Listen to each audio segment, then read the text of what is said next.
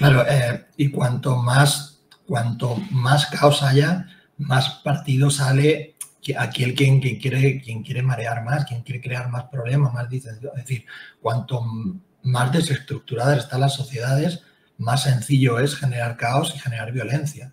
O reclutarla. Eso era algo...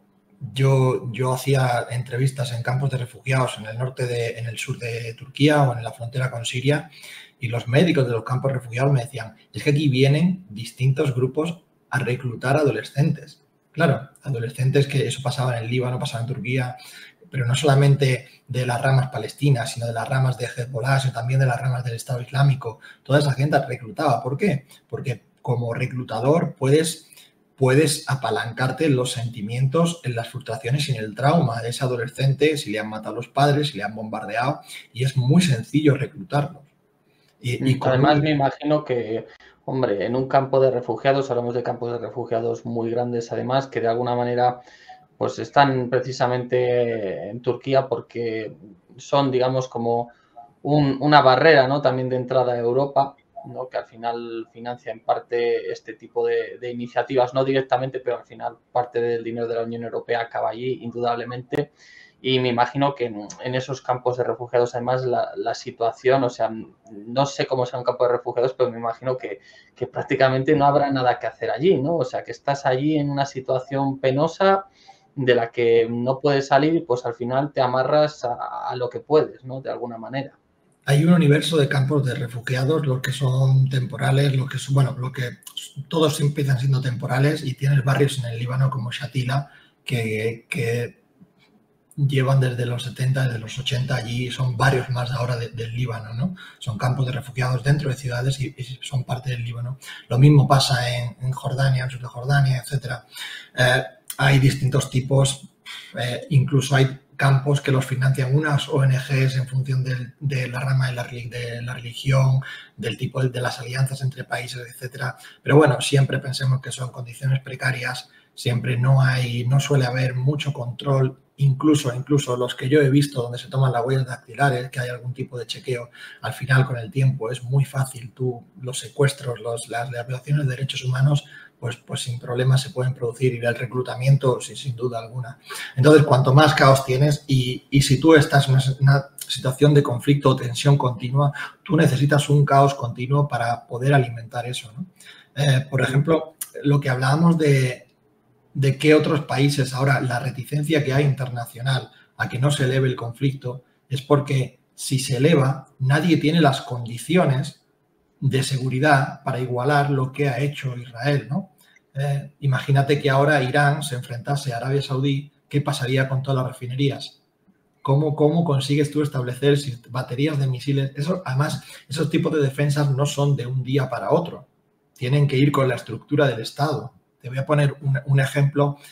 Israel, pues digamos que tiene sus baterías de misiles por la extensión de su territorio, que es un territorio pequeño a nivel de geográfico, ¿vale? Entonces sus radares activan sus defensas, detectan a distintas cotas, de distinta altura, son como una burbuja dentro de otra burbuja, y en función de la amenaza salen o interceptores, misiles interceptores, o aviones despegan e interceptan, ¿vale? Por ejemplo, ¿qué ocurre en España?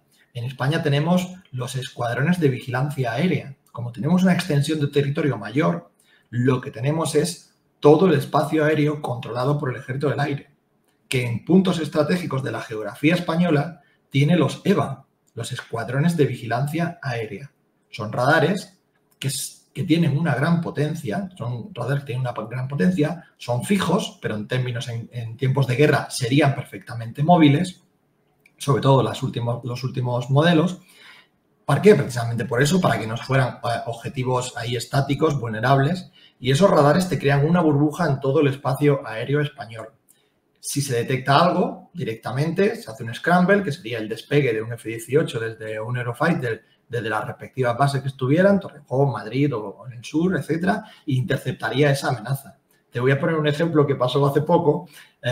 Hubo unos chavales británicos que en un grupo de Snapchat hicieron una bromita sobre que eran terroristas y que iban a explotar el avión o algo así. Hicieron una típica broma por Snapchat sobre bombas, avión, España. Venían a España Entonces los servicios, no sé si fue Scotland Yard o los servicios secretos, avisaron a las autoridades españolas que ese avión iba a aterrizar y que se había detectado esa amenaza.